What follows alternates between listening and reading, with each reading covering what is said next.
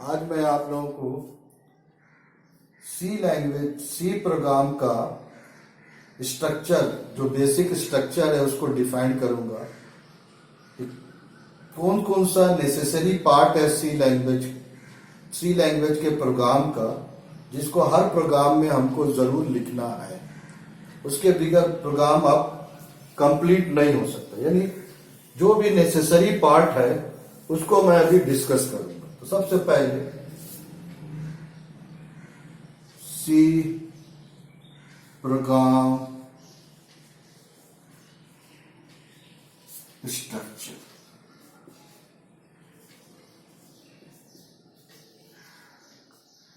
सी program का structure तो आप देखेंगे लास्ट क्लास में मैं सब वीडियो में सब डिस्कस किया था। स्टार्टिंग में हैज से कुछ स्टेटमेंट आते हैं और इसको याद रखना है कि जो प्री प्रोसेसर स्टेटमेंट है वो सेमी कॉलन से टर्मिनेट नहीं होते हैं, यानी इसके लास्ट में सेमी कॉलन नहीं आएगा। तो ये क्या हो गया? प्री प्रोसेसर स्टेटमेंट है, स्टेटमेंट से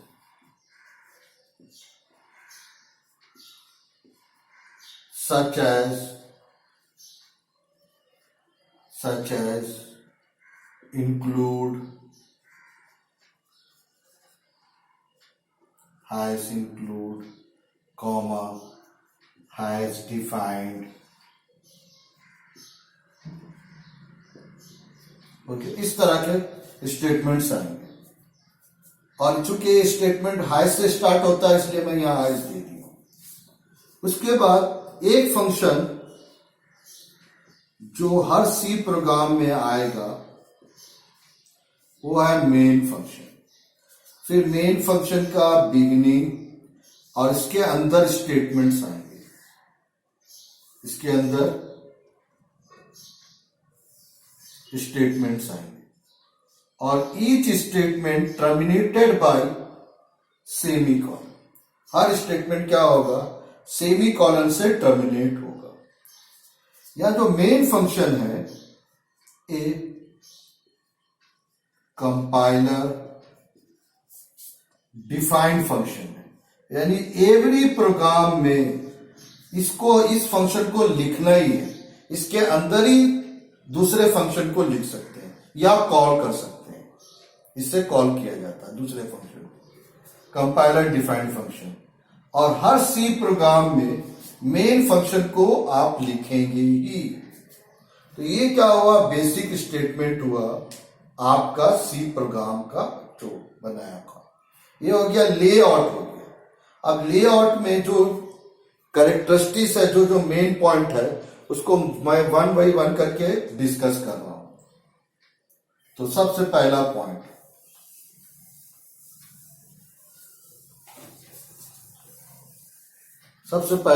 है at the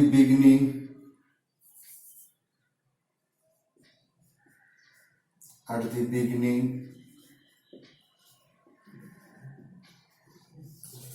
program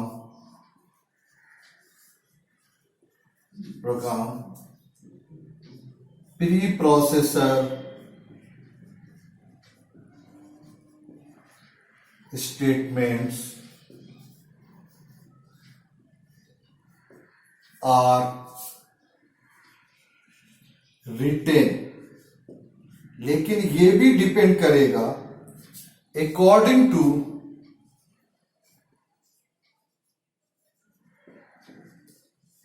रिक्वायरमेंट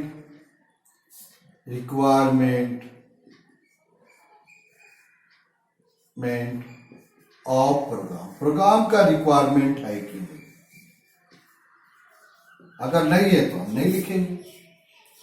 दूसरा पॉइंट, जो नेक्स्ट पॉइंट है,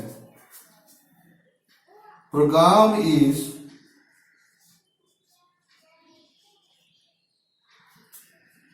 combination of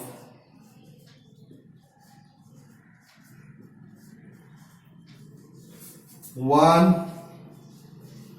or more function. C का जो प्रोग्राम है वो एक या एक से ज्यादा फंक्शन का कॉम्बिनेशन है। अब फंक्शन क्या होता है? तो function is set of one और मोर स्टेटमेंट्स, या आप इंस्ट्रक्शन भी बोल सकते हैं, स्टेटमेंट बोलते हैं जनरली आप, स्टेटमेंट्स, इसको आप इंस्ट्रक्शंस भी बोल सकते हैं।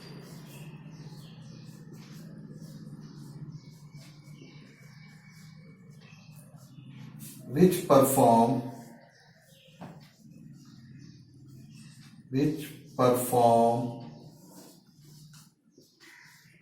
perform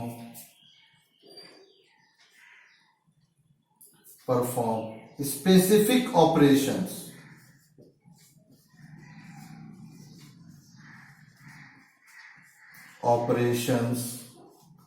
on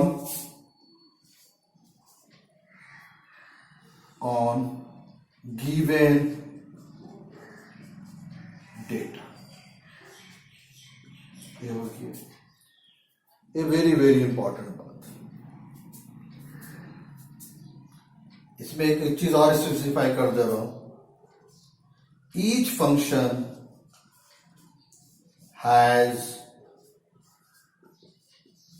have unique name।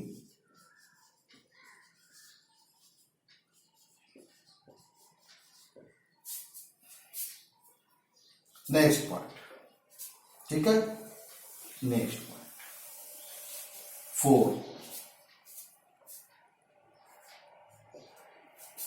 ये हो गया function. Each statement terminate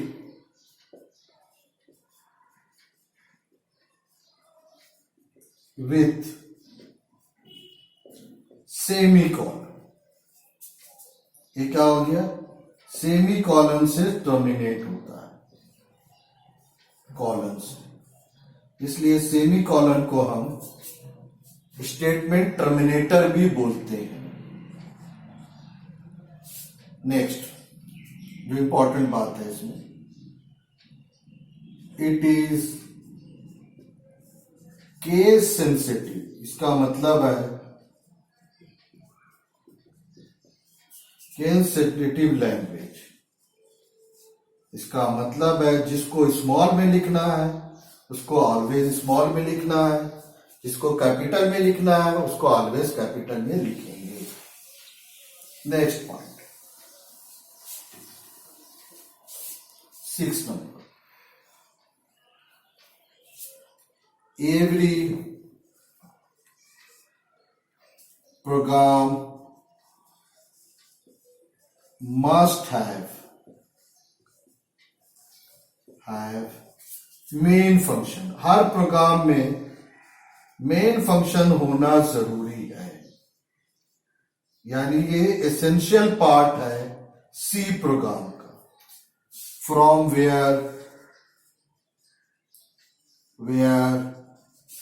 execution of program start, जहां से प्रोग्राम का एग्जीक्यूशन स्टार्ट होता है। There are different types of statement. There are different types of statements। अलग अलग टाइप के स्टेटमेंट होते हैं, यानी उसका पर्पस भी अलग होता है, यानी टाइप पर्पस भी एकदम अलग होगा सबका। Some are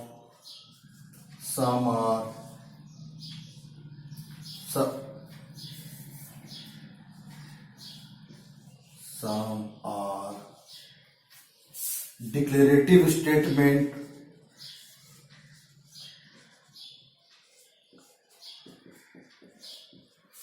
control statement, arithmetic statement,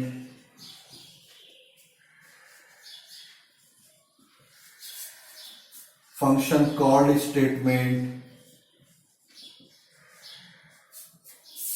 called statements and so on. इसी तरह से बहुत अलग अलग टाइप के आते हैं, जो जनरली यूज होते हैं उसी को मैं यहाँ इसमें डिस्कस किया। तो इतना पॉइंट क्या करना है आप लोगों को, अगर आपको एग्जाम में क्वेश्चन आता है discuss the basic structure of C program, तो उसका आप बेसिक स्ट्रक्चर बनाएंगे और इतना पॉइंट को लिखना जरूरी है। क्वेश्चन पॉसिबल क्वेश्चन क्या आता है, जो इंपॉर्टेंट क्वेश्चन है, discuss structure of C program. ये क्वेश्चन एकदम कॉमन क्वेश्चन है जो आता है, इससे रिलेटेड मेरा क्वेश्चन ए हुआ। कंप्लीट में बता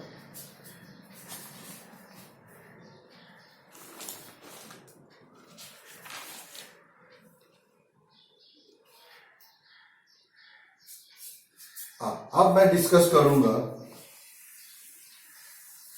कि मेन फंक्शन को हम का क्या इंपॉर्टेंट है।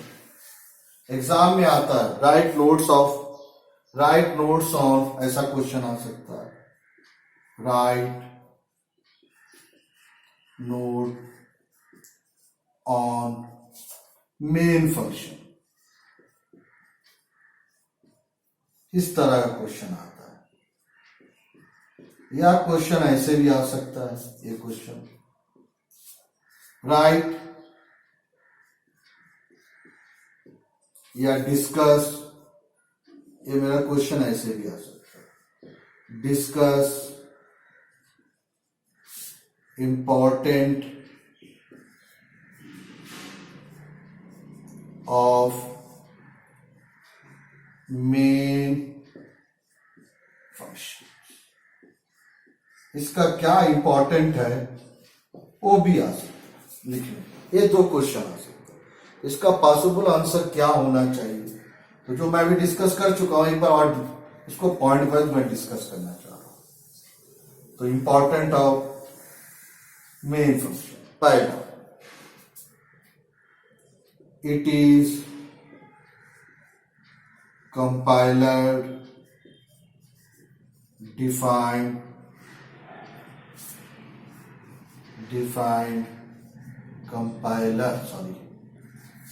defined function।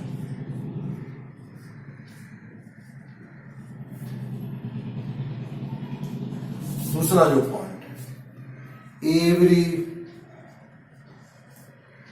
C program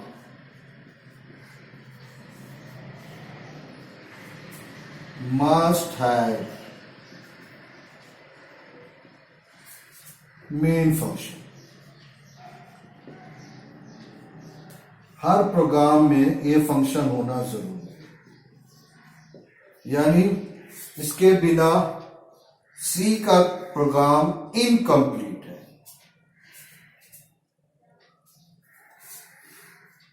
without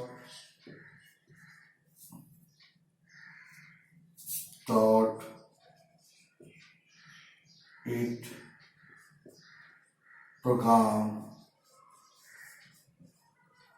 is incomplete। प्रोग्राम आपका कंप्लीट नहीं है। From next point, from main function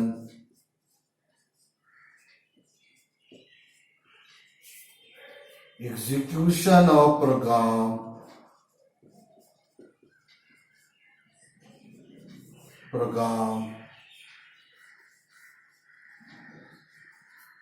start, यहीं से इसी से प्रोग्राम का एग्जीक्यूशन स्टार्ट होता है। ये हुआ तीसरा पॉइंट। नेक्स्ट पॉइंट क्या होगा, all the other functions called, दूसरे जितने भी फंक्शंस है, called from main function, main. इसका ये मतलब नहीं है कि फंक्शन को नहीं कॉल कर सकता है। एक फंक्शन दूसरे फंक्शन को कॉल कर सकता है, लेकिन मेन किसी से कॉल नहीं होगा। सिर्फ मेन ही किसी दूसरे को कॉल कर सकता है फंक्शन को, लेकिन मेन इटसेल्फ किसी से कॉल नहीं है। तो ये 4 पॉइंट है जो जब कभी भी क्वेश्चन आएगा right notes on main function, या आएगा discuss the important of main function, बहुत ही इंपॉर्टेंट क्वेश्चन है, इतना पॉइंट आप लिखेंगे तो ये मोर देन सफिशिएंट है। अब नेक्स्ट प्रोग्राम, इसका एक बार फिर से आगे इसको मैं, इसका मतलब है कि सी प्रोग्राम का फॉर्मेट में मेरा क्या आएगा, वाइड मेन, उसके बाद स्टार्टिंग, उसके बाद क्या होंगे, इसके अंदर स्टेटमेंट्स आएंगे। स्टेटमेंट डिफरेंट टाइप्स के हो सकते हैं,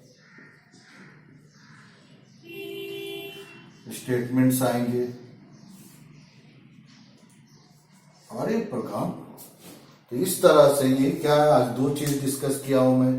एक है आपका, एक डिस्कस किया हूं कि स्ट्रक्चर क्या है सी प्रोग्राम का, दूसरा मेन का इंपॉर्टेंट क्या है। आज इतने ही।